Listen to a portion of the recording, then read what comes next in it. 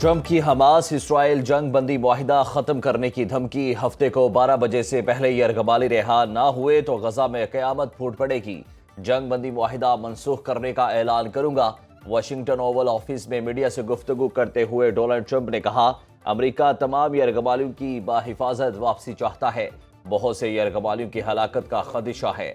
Trump کی اردن اور مصر کو بھی وارننگ، کہا اگر ان ممالک نے فلسطینی پناہ گزینوں کو قبول نہ کیا تو امداد بند کر دیں گے، امید ہے اردن مان جائے گا۔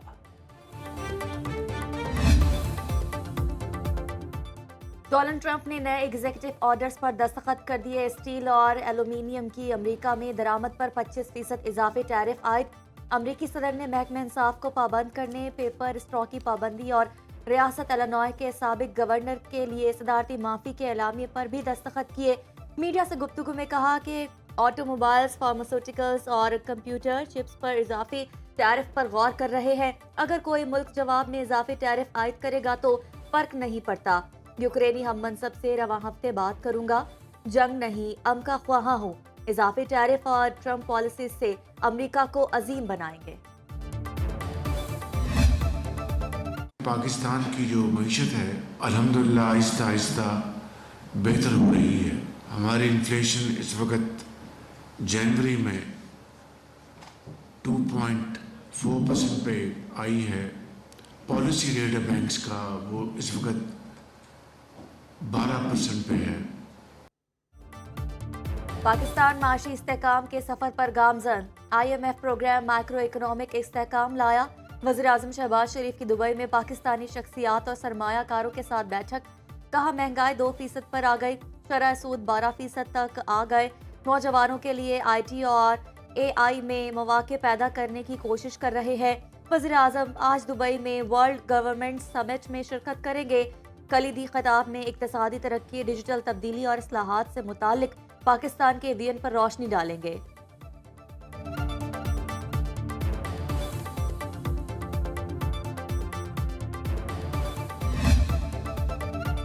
جنوری میں ترسیلات زر میں 25% کا بڑا اضافہ ریکارڈ، اوورسیز پاکستانیوں نے $3 ارب کا قیمتی زر مبادلہ بھیجا۔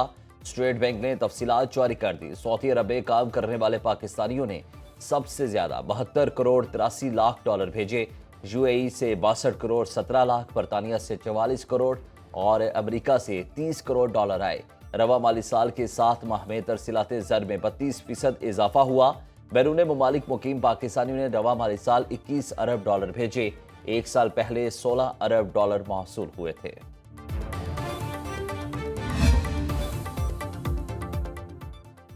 صدر آصف علی زرداری کی لزبن میں اسماعیلی کمیونٹی کے نئے پیشوا پرنس رحیم الحسینی سے ملاقات، ان کے والد پرنس کریم آغا خان چہارم کی وفات پر تعزیت کا اظہار کیا۔ صدر مملکت نے مرحوم آغا خان کی پاکستان اور انسانیت کے لیے خدمات کو سراہا، بولے پاکستانی قوم سچے دوست اور عظیم انسان دوست شخصیت سے محروم ہونے پر سوگوار ہے۔ صدر زرداری کا پرتگال جاتے ہوئے ترکیہ میں مختصر قیام، استنبول ایئرپورٹ پر ترک ہم منصب رجب طیب اردوان سے ملاقات کی، دو طرفہ تعلقات اور باہمی دلچسپی کے امور پر تبادلہ خیال۔ ملک کی سب سے بڑی عدالت کے لیے مزید ججز کے نام فائنل، جوڈیشل کمیشن نے سپریم کورٹ میں 6 نئے ججز کی تعیناتی کی منظوری دے دی۔ اسلام آباد، سندھ، بلوچستان، کوئٹہ اور اسلام آباد ہائی کورٹ کے چیف جسٹس شامل۔ اعلامیے کے مطابق اجلاس چیف جسٹس آف پاکستان یحییٰ افریدی کی زیر صدارت ہوا۔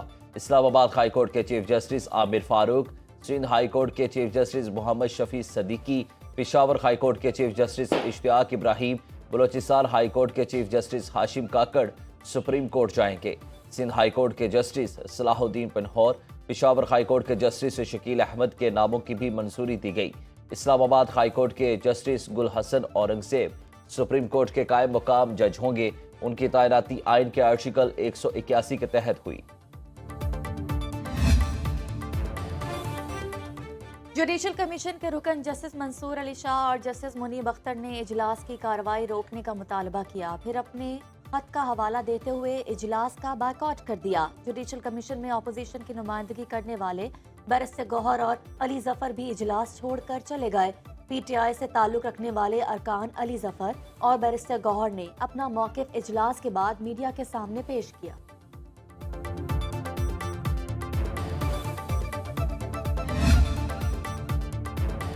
چیف جسٹس اسلام آباد ہائی کورٹ نے ججز کی سینیورٹی تبدیل کرنے کے خلاف 5 ججز کی ریپریزنٹیشن مسترد کر دی۔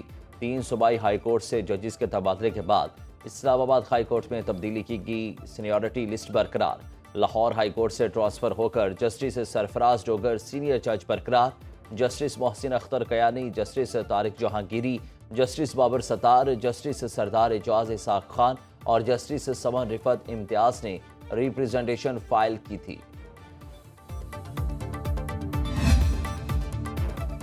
غیر قانونی طریقے سے یورپ جانے کا خواب چکنا چور، لیبیا کے ساحل پر ایک اور کشتی حادثے کا شکار۔ کشتی میں پاکستانی سمیت 65 مسافر سوار تھے، 10 لاشیں نکال لی گئیں۔ ترجمان دفتر خارجہ کے مطابق طرابلس میں پاکستانی سفارت خانے نے لاشوں کی شناخت کے لیے ٹیم زاویہ ہسپتال روانہ کر دی۔ لیبیا کے جنوب مشرقی صحرا میں 2 اجتماعی قبروں سے 50 لاشیں برآمد۔ حکام کے مطابق انہیں انسانی سمگلرز نے گولیاں مار کر قتل کیا۔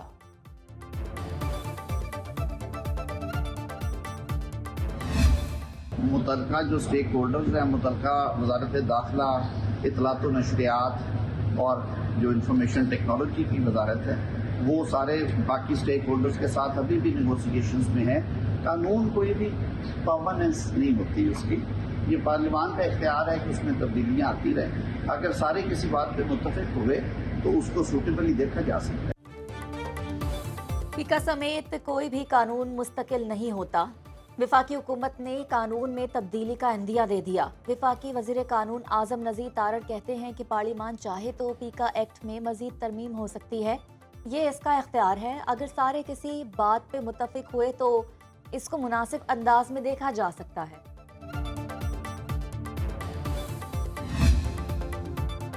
لاہور ہائی کورٹ نے پیکا ترمیمی ایکٹ کے خلاف تمام درخواستیں یکجا کرنے کا حکم دے دیا۔ 5 مارچ تک جواب طلب۔ جسٹس فاروق حیدر نے تمام فریقوں کو نوٹس جاری کر دیے۔ Opposition leader Punjab assembly Malik Ahmad Khan وچھر نے درخواست دائر کر رکھی ہے۔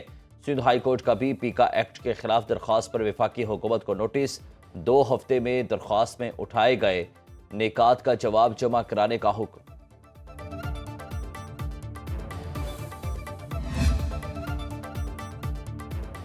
اسپیکر صدر ایاز صادق کی زیر صدارت قومی اسمبلی کا اجلاس، اپوزیشن کی ہنگامہ آرائی۔ وزارت آبی وسائل کی طرف سے کوئی موجود نہ ہونے پر اسپیکر کا اظہار برہمی۔ سید نوید قمر بولے کہ وفاقی سیکریٹری کو پارلیمنٹ کی توہین میں بلایا جائے۔ اپوزیشن نے تحفظات اسپیکر ایاز صادق کے سامنے رکھ دیے۔ قومی اسمبلی میں انکم ٹیکس ترمیمی آرڈیننس 2024 پیش۔ کامہ کمیٹی برائے بحری امور کی میعادی رپورٹ ایوان میں پیش۔ کمیٹی رکن سعد وسیم نے رپورٹ ایوان میں پیش کی۔ اجلاس آج دوپہر 2 بجے پھر ہوگا۔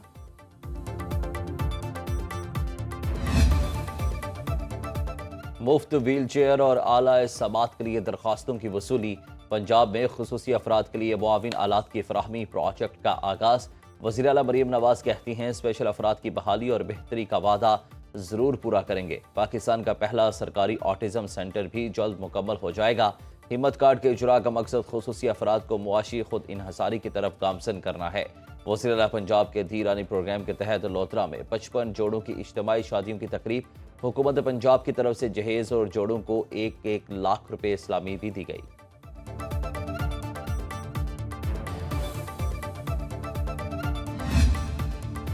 سوات کی وادی کالام نے برف کی حسین سفید چادر اوڑھ لی۔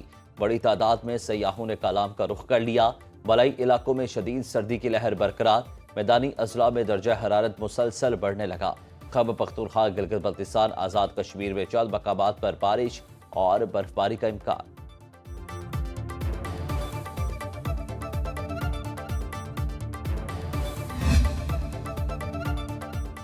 ڈپٹی وزیر اعظم اسحاق ڈار کا سعودی عرب اور ملیشیا کے وزرائے خارجہ سے ٹیلی فونک رابطہ۔